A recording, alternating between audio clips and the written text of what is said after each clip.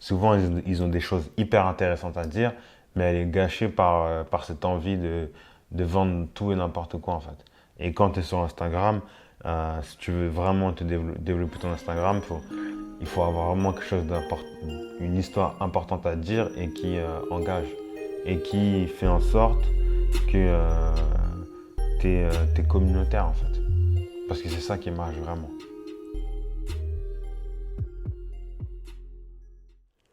Tu vois, tout à l'heure on discutait,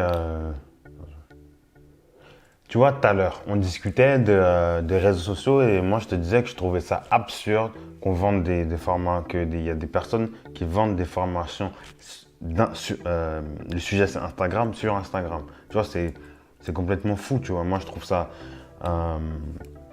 je trouve ça vraiment oui, j'aime pas du tout ça, tu vois. Personnellement, je trouve que de se foutre de la tête des gens en fait. Parce que, tu vois, sur Instagram, souvent il y a des infopreneurs ou des entrepreneurs qui vont vendre des formations pour que vous deveniez influenceur, pour que vous gagnez des vies en faisant des partenariats, pour que vous ayez agrandissez votre nombre de followers, que vous ayez plus de j'aime, plus de commentaires. Et il n'y a pas pire arnaque sur Instagram parce que quand tu es sur Instagram depuis longtemps, tu sais que c'est un travail de fond, de tous les jours, d'aller repérer pour tes shootings, de trouver des tenues, de trouver des bons thèmes. Après, il y a aussi les histoires de filtres. C'est-à-dire que tu vas prendre une photo, tu vas la retoucher.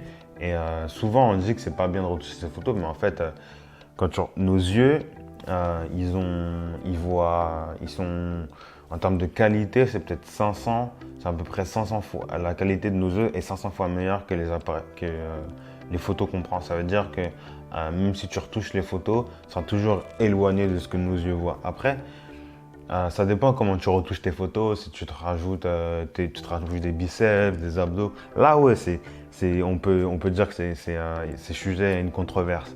Mais après, si tu retouches des couleurs, tu retouches des tons de nuances de noir, de blanc, de jaune, etc. Moi, je pense que c'est OK, tu vois. Après, chacun fait comme il veut. Mais par contre, là où il faut faire attention, je pense, c'est les gens qui se disent experts sur Instagram et qu'ils ne le sont pas. Parce que les vrais experts d'Instagram, c'est les influenceurs et les influenceuses, entre guillemets. Parce qu'ils sont capables de générer entre 20 et 30% d'engagement. Donc ça, c'est incroyable dans leurs publications et dans leurs stories. Parfois, c'est à plus de 30%. Donc c'est-à-dire qu'une personne qui a 100 000 abonnés, et bah, elle va dans chacune de ses dans chacune de ses stories, elle aura au minimum 30 000 vues, enfin 30 000 personnes qui ont vu. Donc de 30 000 comptes différents. Mais c'est énorme, voire plus, hein. Et les web entrepreneurs et les infopreneurs qui vendent ces formations, ils plafonnent entre 2 et 5%.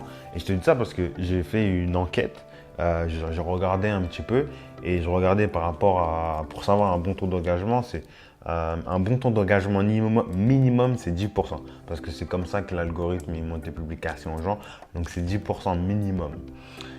Et tu regardes le nombre d'abonnés. Donc si moi j'ai 100 abonnés et que j'ai minimum 10 j'aime ou 2-3 commentaires en plus sur ma photo, là c'est un bon taux d'engagement. Mais quand tu as 2, 3, 5 j'aime, tu peux te dire que c'est que la personne, elle n'a pas un taux d'engagement fort, donc les gens ils sont pas très engagés. Et c'est souvent le cas des web entrepreneurs parce que eux, ils montrent leur réussite, ils montrent des citations, ils montrent leur voiture. Mais ça, c'est éloigné de la réalité. Je veux dire, dans la réalité, combien de gens ont des Ferrari, combien de gens ont des Lamborghini et les citations, est-ce que tu es là tout le temps à dire aide-toi, le ciel t'aidera ou parce que si j'ai pu le rêver, je peux le faire. Mais est-ce que dans la journée tu te dis ça? Personne ne se dit ça. Et personne ne fait ça. À part si tu veux te faire des mantras. Et là, c'est différent.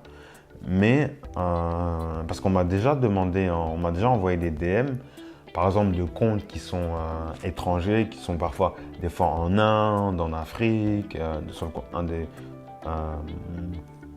qui sont aux États-Unis, au UK, qui me dit si tu veux faire agrandir ton nombre d'abonnés, élargir ton compte, nous, pour une certaine somme, on va t'aider.